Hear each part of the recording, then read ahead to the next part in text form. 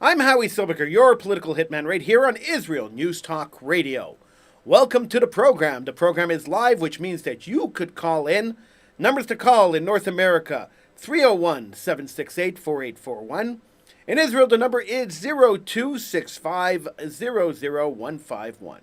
Boy, do we have a show for you today. The American election was exactly a week ago, and there are still people who aren't 100% sure who the next president of the United States is going to be. I want to look at that a little bit because I think it's just funny. Um, it's gotten less and less interesting as time has progressed, but it's gotten more and more funny. So I want to talk about that. I know a lot of people take this very seriously. And by me saying that it's funny, people might get a little upset with me, but that's okay. It's nothing new. People get upset with me all the time, and I'm okay with that. And if you get upset with me, of course, you could call in. The number's on the top of the page on IsraelNewsTalkRadio.com. And of course, while you're there, you could join me in the chat room. I monitor the chat room. We chat during the breaks. So feel free to join me in the chat room on IsraelNewsTalkRadio.com. I'm starting a new feature on the show, and I think it's important that we do this. The new feature is let's try to find universities, professors. I think it's important that the education of our children is a legitimate and a good education. And so Harvard University lost one of their prominent and most respected professors this week. And I think we have to talk about Harvard University and their professor and who could possibly replace him. So that I want to talk about. And of course, it's 82 years since Kristallnacht. I want to take a look at a Kristallnacht and understand how Kristallnacht shaped where we are today, how Kristallnacht will shape where we go in the future, why it is important to commemorate Kristallnacht, the beginning of World War II. So all this and a whole lot more, plus your phone calls right here on Political Hitman. Feel free to call in. In North America, the number is 301 768 4841. In Israel, the number is 0265 Join me in a chat room on IsraelNewsTalkRadio.com. I'm Howie Silberger. This is Political Hitman.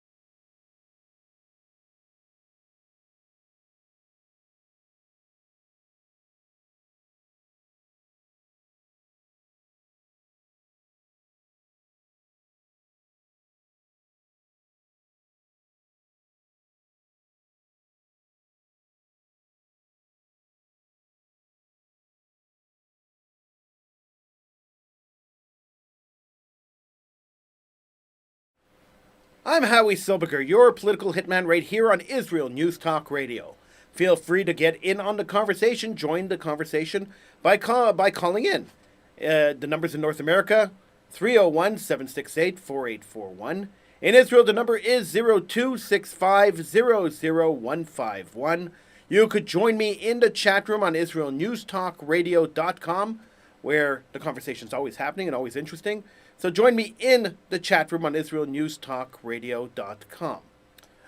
On November 9th to November 10th, 1938, in an incident known as Kristallnacht, Nazis in Germany torched synagogues, vandalized Jewish homes, schools, and businesses, and killed close to 100 Jews. In the aftermath of Kristallnacht, also called the Night of Broken Glass, some 30,000 Jewish men were arrested and sent to Nazi concentration camps. German Jews have been subjected to repressive policies since 1933, of course, with the Nuremberg laws, but this was a manifestation of the hatred. 1,400 synagogues were destroyed. Hundreds of people were injured. People were burned in the synagogues. This was not a riot. This was a deliberate attack on the Jewish population, a deliberate attack to scare the Jewish population, and the beginning of the destruction of the Jewish population in Europe. Well planned, well coordinated, and well executed. So, how is it relevant today, 82 years later? Why should we care about remembering Kristallnacht? Well, we are living in a time where Jew hatred is probably ramping up to the highest level it's been since World War II. We are living in a time where Jews were attacked openly in New York City, on the streets of New York City in broad daylight, and the city officials did nothing. We are living in a time where people walk into synagogues and open fire on congregations, killing worshipers. We're living in a time where all this happens and there is very little condemnation or very little action taken to stop it. We are living in a time where terrorists are being feted by the left wing. We're living in a time where terrorists, murderers, funders of murder are being hired by universities to teach children how to live their lives. They teach children diplomacy, to teach children politics. We are living in a very scary time. Now, I'm not suggesting, not even a little bit, that we are living in the times of the 1930s of Nazism. I'm not suggesting that at all. I'm not suggesting that we're ever going to go back to that time. God forbid.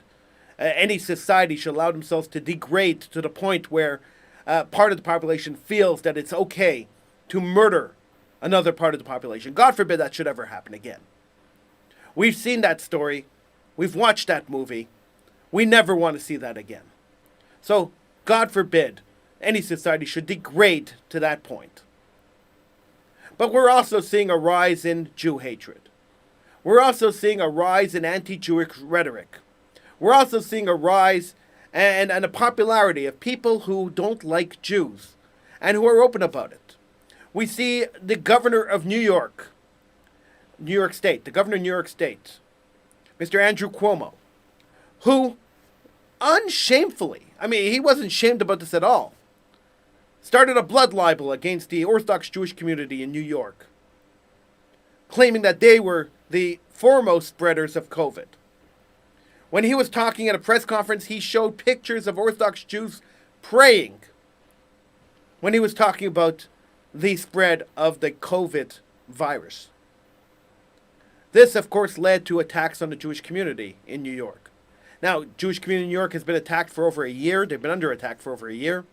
So the reoccurrence of attacks on the Jewish community, sparked by the mayor's comments, by the governor's comments, was not a huge surprise, but it happened. Then we had the mayor, who also pointed at the Orthodox Jewish community, sent the SWAT team to a synagogue because there were 12 men praying instead of 10 men praying. Their limit was 10, there were 12, he sent the SWAT team. The mayor was forced to apologize. This kind of hatred ramps up the community.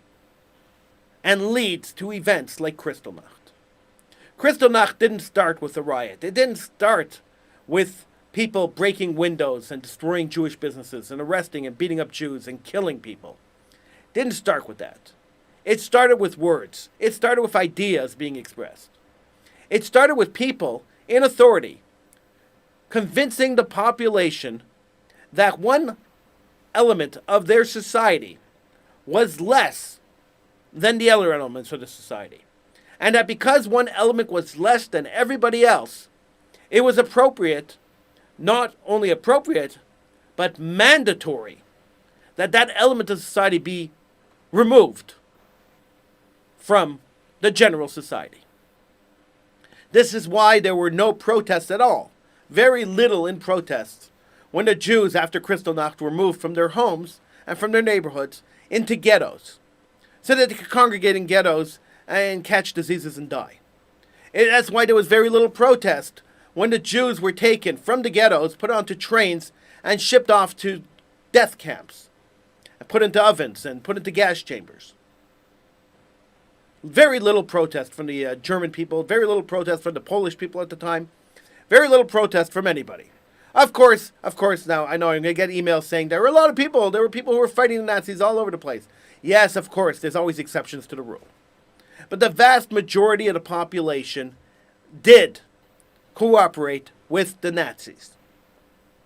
And don't think that times have changed all that much.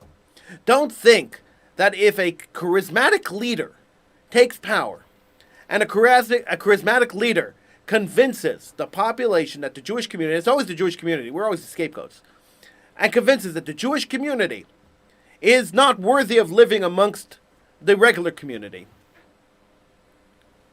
that this can't happen again. You know, we say never again when we refer to the Holocaust. We say we're never going to allow this to happen again, but we don't take active roles in trying to stop this from ever happening again. And we see it starting. You see it with the dictator of Iran calling for the genocide of the people of Israel. You see it with other dictators. You see it with the UN condemning Israel over and over again and saying that Israel doesn't respect human rights over and over again when ignoring the human rights violations of other countries. The scapegoating of the Jewish community, the scapegoating of the Jewish people, the scapegoating of Israel is all part and parcel and can all lead to another event like Kristallnacht, which will propel the people of the world to rise up against the Jewish people yet again. So what are Jews doing to counter this? What are the Israelis doing to counter? What's anybody doing to counter this? Sure, we lamented. I talk about it on this show. We lament and we cry and we pray. And when we condemn when we have to condemn. But we don't realize that the strength of the Jewish people is not our numbers. We don't have large numbers, but is our unity. We don't realize until we are faced with something like Kristallnacht, until we are faced with something like a war in Israel, that suddenly all the divisions of the Jewish community just disappear. And suddenly the life of Jews becomes important. But we don't have to wait until our enemies rise up.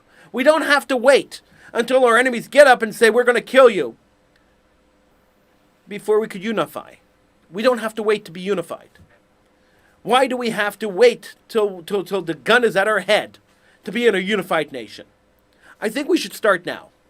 I think we should remember that 82 years ago, the Jews were scared. 82 years ago, the Jews were being attacked. 82 years ago, the government was against the Jews. And this is what happened, Kristallnacht, and then the Holocaust. We have to remember that.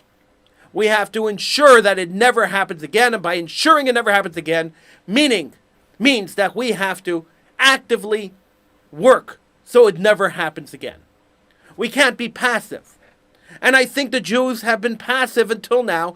And being passive is not the solution. We can't be passive. We must be proactive in our condemnations of hatred. We must be proactive in demanding that our Jewish leadership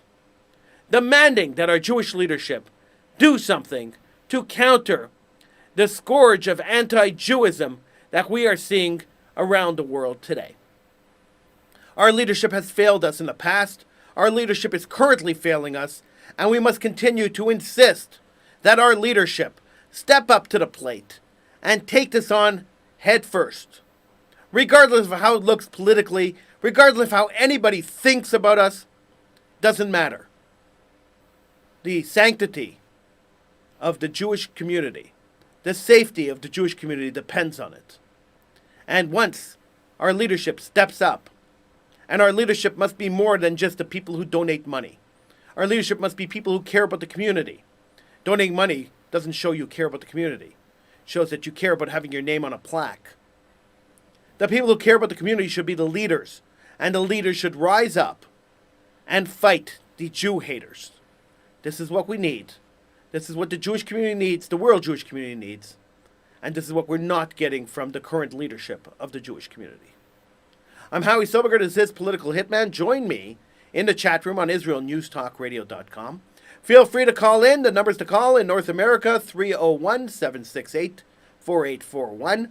In Israel, the number is 0265-00151. It is very important that we speak to our leaders, that we choose the right leaders. And that doesn't have to be the rich people. It just has to be the people who care. It is very, very important that we do this, because we haven't done it till now. I'm Howie Silberger, this is Political Hitman on Israel News Talk Radio.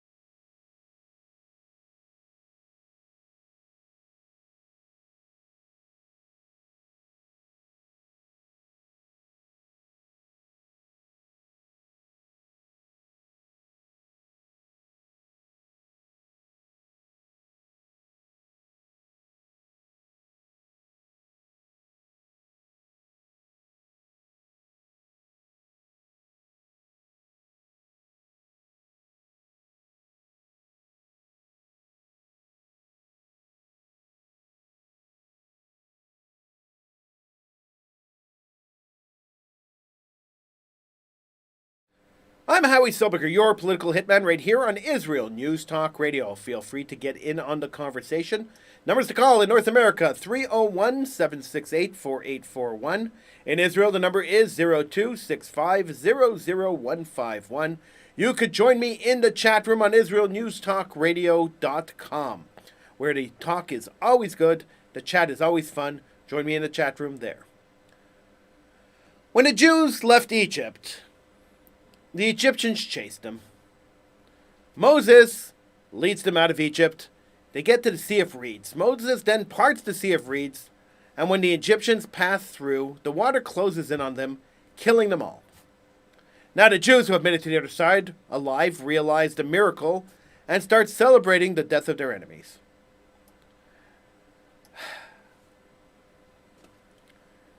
They broke into song. The song was called The Song of the Sea. Miriam, with musical instruments, took the Jewish woman aside. She danced with them, she sang in praise of God. And we are told in heaven the angels also broke into song. But God wasn't happy.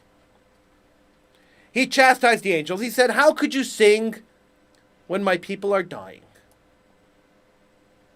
So it is with this in mind that I'd like to express my condolences to Harvard University on the loss of one of their newest professors of diplomacy, Saeb Erekat. Now, Saeb Erekat knew a lot about diplomacy. He diplomatically arranged for some of the first airplane hijackings. He diplomatically arranged for the murder of many Jews, many French citizens, many U.S. diplomats, many U.S. citizens. He diplomatically altered the Munich Olympics, but he didn't alter the actual games because they kept going. He just altered the Olympic media coverage by arranging for the murder of the Israeli athletes. And most recently, Saeb Erekat diplomatically helped spread the BDS nonsense that Israel is an apartheid state and is committing genocide against the Arab community living within their borders. So I express my condolences to Harvard University on the loss of this profound professor. They hired him for the semester to teach diplomacy to political science students. So my heart goes out to Harvard University. My condolences also go out to the terrorist PLO, particularly the murderous Fatah section, which Erekat was so intimately involved. He was their leader. All terrorists are mourning today, but be sure. I'm sure in memory of Saeb Erekat, they won't be in mourning for very long. So be careful. And I thought that we have to take the time during the show. We must take some time and think about who could replace Saeb Erekat as a professor of diplomacy at Harvard. I mean, the standard is high, right? So Harvard went out and looked for a professor in diplomacy. They wanted somebody who understood diplomacy. They wanted somebody who murdered hundreds of thousands of people. They wanted somebody who held viewpoints that were counter democratic, of course, because why would you want a professor of diplomacy to support any kind of democracy? And of course, they were looking for somebody who had these kind of credentials that they could say, there is a man that would fit right into our Harvard University platform, into our atmosphere here. He would fit great on campus. Let's get this guy. And so they recruited Saeb Erekat to be their professor of diplomacy. And I think it was a great idea. I mean, we spoke about it on the show a few weeks ago. I thought it was a great idea. Then we spoke about Saeb Erekat unfortunately getting COVID before he had a chance to start at Harvard. So those poor students at Harvard never really got the opportunity to tap into his expertise, to tap into his knowledge, to tap into his mind, into his brilliant mind, to get his techniques on how to commit proper terrorism. They never really got the opportunity to exploit the man who is a mass murderer. They never got that opportunity. So I feel sorry for the poor political science students at Harvard, and I feel sorry for Harvard University now to have to go out and look for somebody else. But they don't have to look very far. I found a perfect solution for them. I found a guy, you can't get, his credentials match and probably even exceed Saeb Erekat's credentials, and he's still alive, which is also a plus.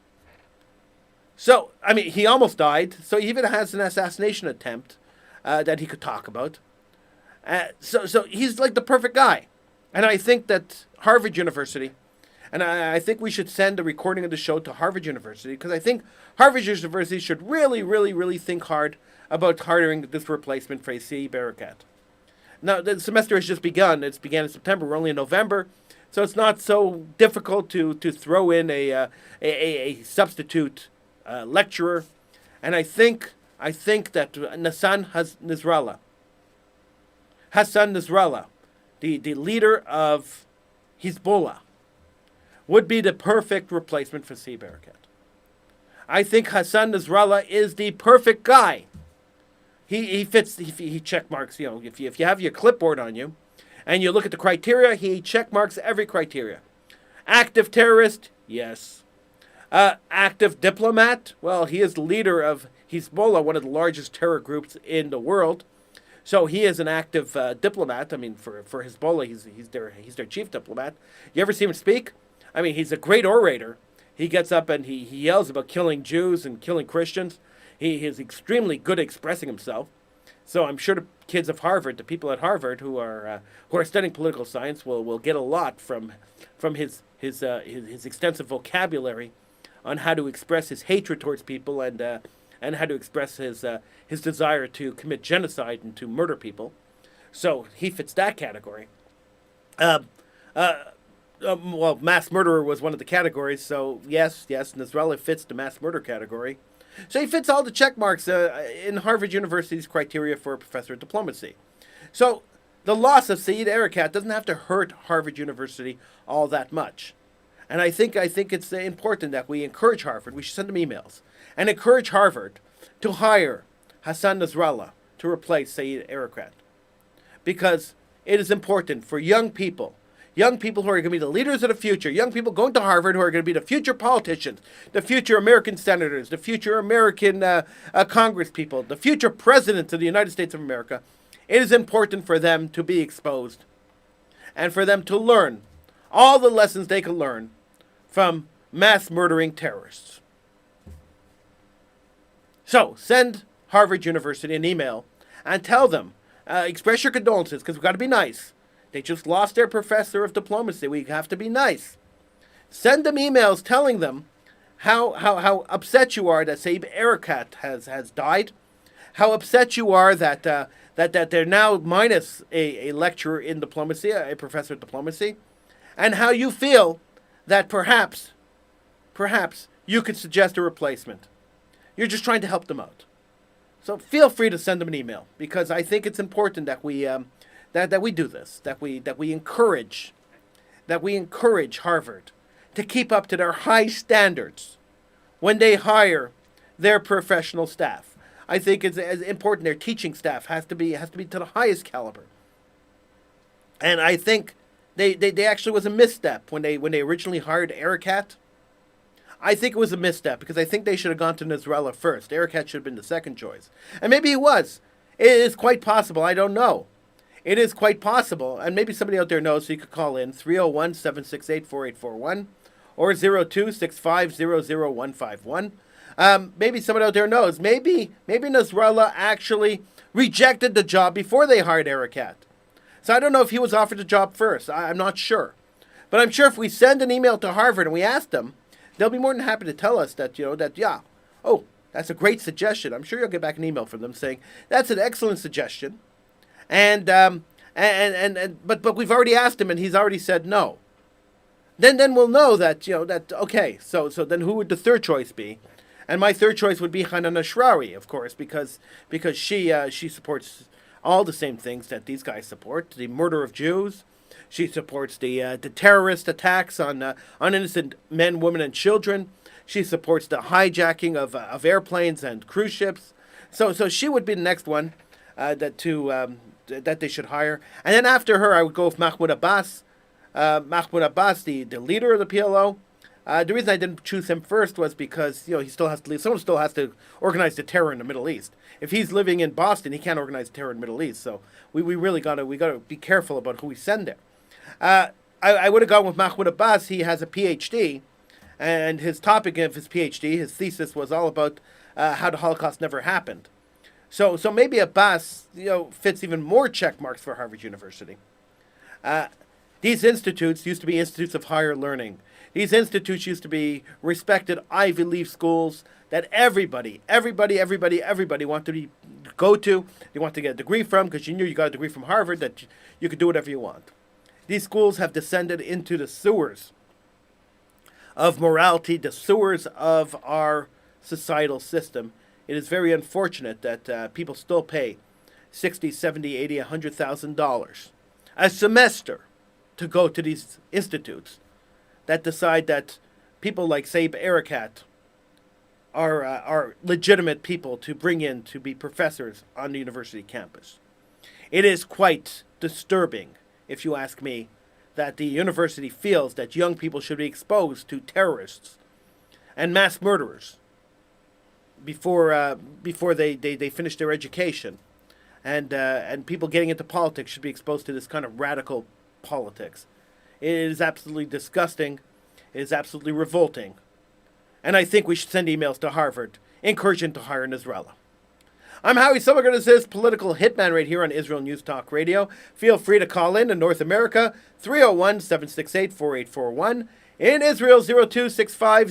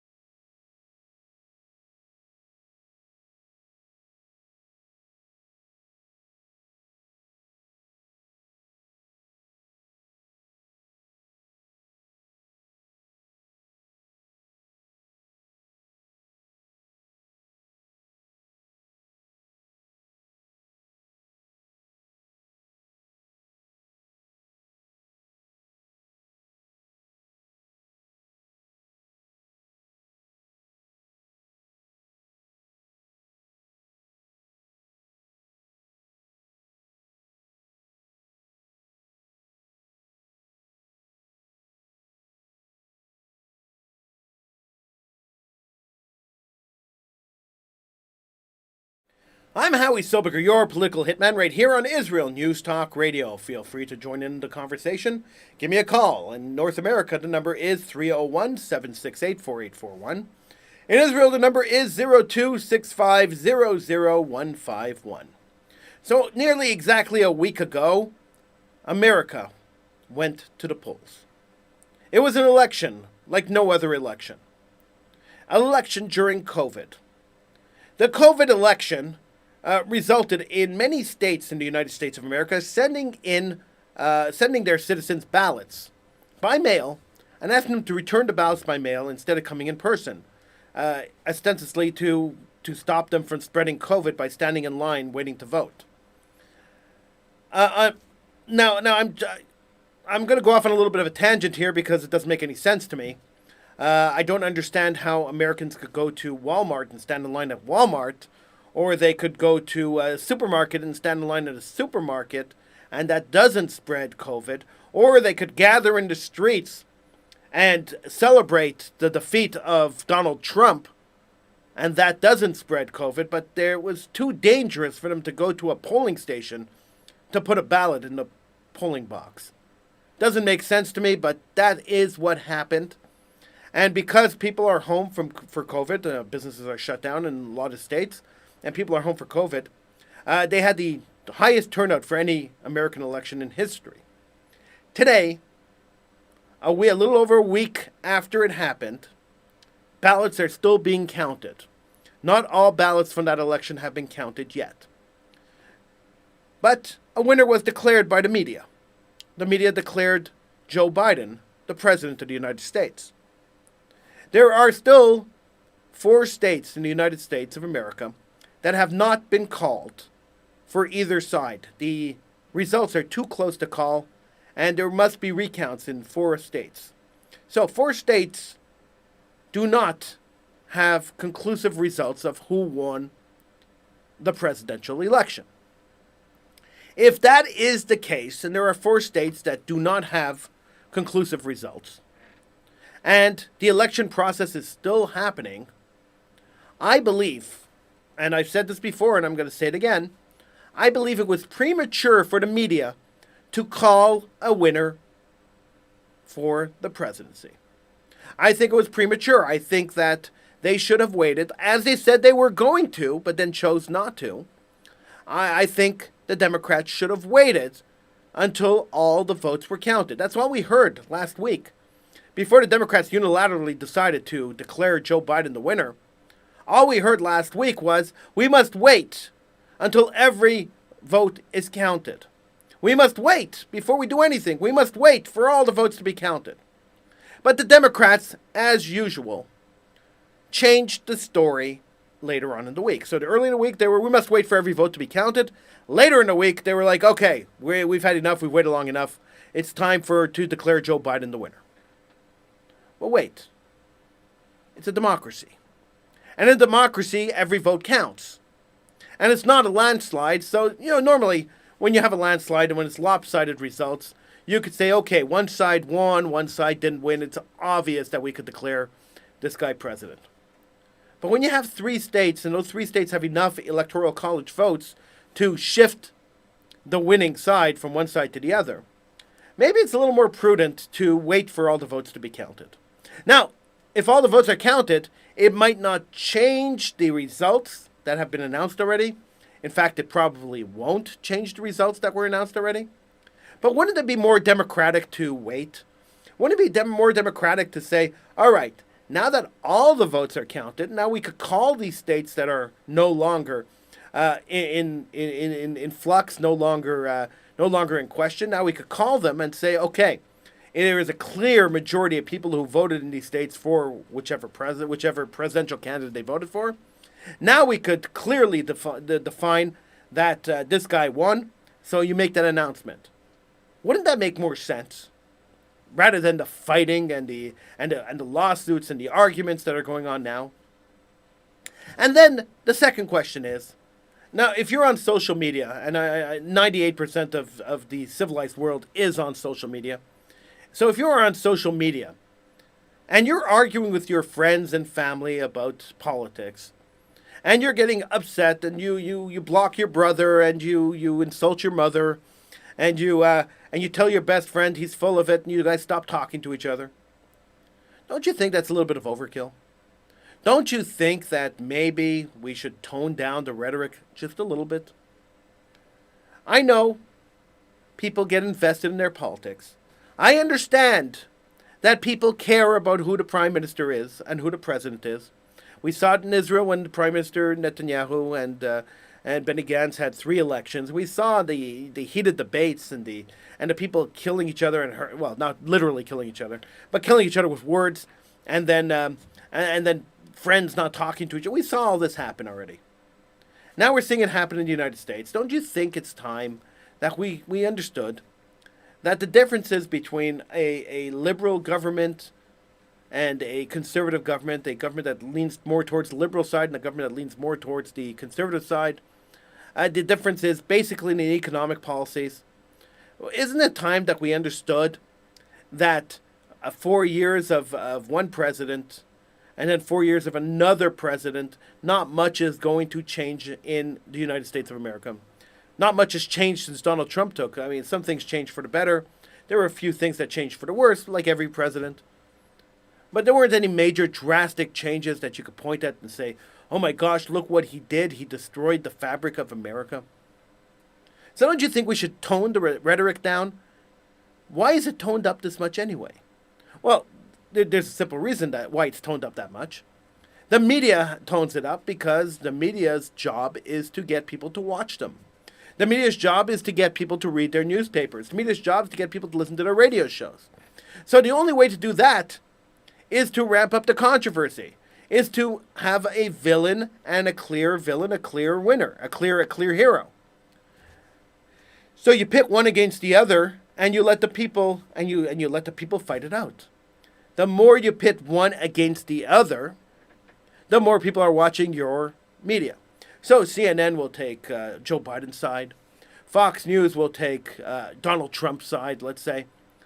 And the two will argue. If you watch both channels, it's like watching two different worlds. And they will insult each other on the air. But you know, and everybody knows, that it's all fake.